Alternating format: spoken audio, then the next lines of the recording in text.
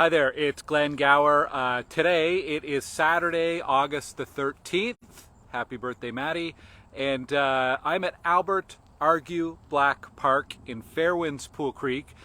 Albert Argue Black, well, first of all, the family, the Argues and the Blacks have been settlers in Stittsville since the early 19th century, so the 1800s onwards. Albert Argue Black was a former councillor and reeve of the village of Stittsville. A reeve is like a mayor for a village. Back in the 1960s and 1970s, and I know that because I just read the plaque on the rock right here. Anyhow, beautiful park here at Albert Argue Black Park. There's a play structure, as you can see behind me. There's a very popular and well-used soccer field over there, and a little pathway network and some trees to check out as well. So this is on Rose Hill Drive between Santolina and Maison, if you're looking for it. So just, I guess, a little bit west of Huntmar, if you're coming off of Huntmar into Rose Hill. I have a lot of updates this morning, so let's start. First of all, a huge thank you to Kiwanis Club of Canada Stittsville for organizing the incredible movie night last night at Village Square. There must have been over 200 people there. Village Square Park was absolutely packed to see Sing 2 and a free outdoor movie night. So thank you so much to the volunteers at Kiwanis and all of the sponsors who helped to make that event possible as well. A really great event.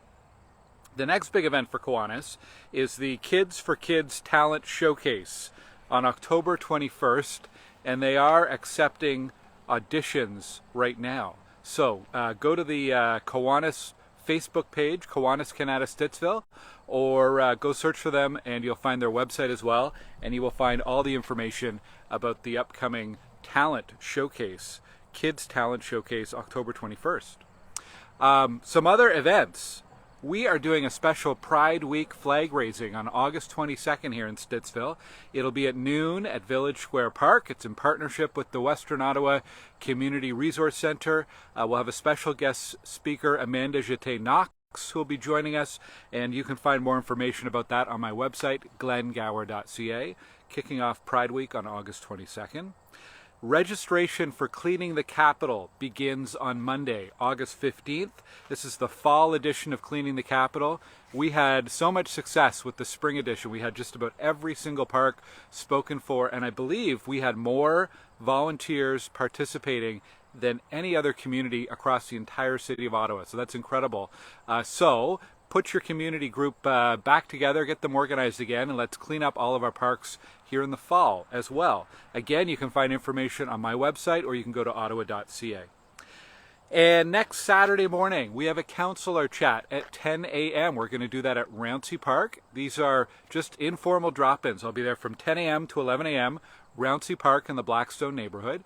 And you can drop in, you can say hello, you can ask a question, you can share an idea. If there's something you need help with, I'll be there with my team. So looking forward to seeing you next Saturday morning at Rouncey. Looking back on the week that was, I want to say a big thank you to everyone who showed up for our meeting about the Springbrook Poole Creek Garden in Amberwood. There is a need to find some volunteers and to do some organization around maintaining the legacy garden that Ross Connor maintained for about 40 years up until around 2017. Sadly, Mr. Connor passed away earlier this year in January 2022, but there are a number of neighbors who want to keep that garden going. And so if you're interested in helping out, if you've got some gardening skills, send my office an email. We're trying to connect all of the local volunteers together and put together a bit of a structure and a plan to keep that garden healthy for the years to come. So thanks again to everyone who came to that meeting. Swimming registration. I heard from a number of you about difficulty signing up for swimming. This has been a problem for years. I remember signing up my daughters many years ago, and that whole routine of refresh until you can get onto the server to register online for swimming lessons. Well, it happened again this week, and in fact, at one point the entire City of Ottawa website went offline. Not good. But I can share this was a priority for myself and a number of other councillors when we were elected 4 years ago. And we said to staff, find a solution. This should be as easy as buying a concert ticket or any other online transaction. And as of, looks like November, So later this year, they're going to be upgrading the registration system using a third-party provider that can handle the capacity for those swimming sign-ups. So that's coming soon. So that should have been the absolute last time that parents will have to deal with that when they're registering their kids for rec programs. Thank goodness. You should be aware this weekend about the ongoing bridge closure on the 417 for the Booth Street Bridge replacement. The Queensway is completely shut down in the central area. You can find information on ottawa.ca or on my website, but if you do have to head towards downtown from Stittsville or any other points east, think about an alternate route and leave yourself lots of extra time. There's lots of delays. Staying on construction, Abbott Street, the repaving and reconstruction roadwork started up again this week. There's some lane closures, so it can take a little bit of time to get through there, so please drive safely. And Hobin Street is starting up again this week. They were both on pause due to a road construction workers strike, which has now been resolved, and both are proceeding again. Not too far from here, just a bit north on Maple Grove Road. It's closed for the next few weeks between Warmstone and Cento for some servicing connections, so water and sewer connections that need to be done. There is a detour notice in place, and if you live on Maple Grove, you'll still be able to access your driveways, but just no through traffic along Maple Grove. Lrt Nightly Maintenance continues until August 25th. This is regular yearly preventative maintenance, regular maintenance. So there are some changes to the LRT schedule in the evenings from now until August 25th. And if you live in the Fringewood neighborhood, you're going to receive a notice in the mail, maybe you have already, about some upcoming work to install new permanent traffic calming measures. So it's some changes to the intersections, some raised intersections, some narrowing of intersections. They're moving the bus pad. There's a whole bunch of different things. You can find information on my website, but that'll be starting up soon as well. I did want to mention briefly, I can't remember if I talked about it last week, but OC Transpo is experiencing a lot of bus cancellations right now. It is almost entirely due to a shortage of bus drivers. There are a whole number of reasons. I've written about it on my website before. If you're interested in some of the background, just go to my website, glengower.ca, search for OC Transpo, and you'll see that come up, some information about the why cancellations are happening, why there is a driver shortage, and what is being done to address it. There is a driver shortage in many cities across Canada, including in Ottawa, and they've been doing a massive recruitment campaign with more new drivers coming on every month. Now, OC is saying by the time we get to back to school and back to work in early September, they will have this problem largely fixed. I sure hope so, because I know how incredibly disruptive it is for bus riders when you have a bus canceled with very little notice. So it is a concern of mine, and obviously OC Transpo as well, and they are doing a big recruitment campaign and training those drivers as quickly as possible to get them on the road. We got word this week that some new bus stops are going to be installed on Palladium Drive near where that new roundabout is, and that's to serve people who live in the new neighborhood. I think it's called Mattamy Connections. I could be wrong about that, but if you live in that very new neighborhood in the north part of Stittsville near Palladium Drive, you will be getting some bus stops soon. And watch for OC Transpo contractors in a number of spots around the community. They're going to be upgrading bus stops. So adding some shelters or adding some more accessible pads. This is really important. It's actually a great low-cost way to improve the rider experience, make it more pleasant when you are waiting for the bus. So watch for that at about 5 or 6 locations around Stittsville coming soon.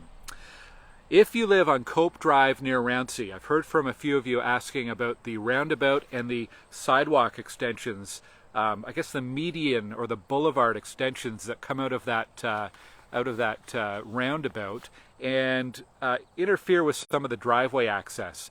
I have talked to city staff about it, and they've talked to the home builders, and we're going to put a pause on that construction and redesign it and reconstruct it so that there is better driveway access, but we're still maintaining pedestrian safety. So that's coming soon as well. Boy, I told you there was a lot of information today. A few more things.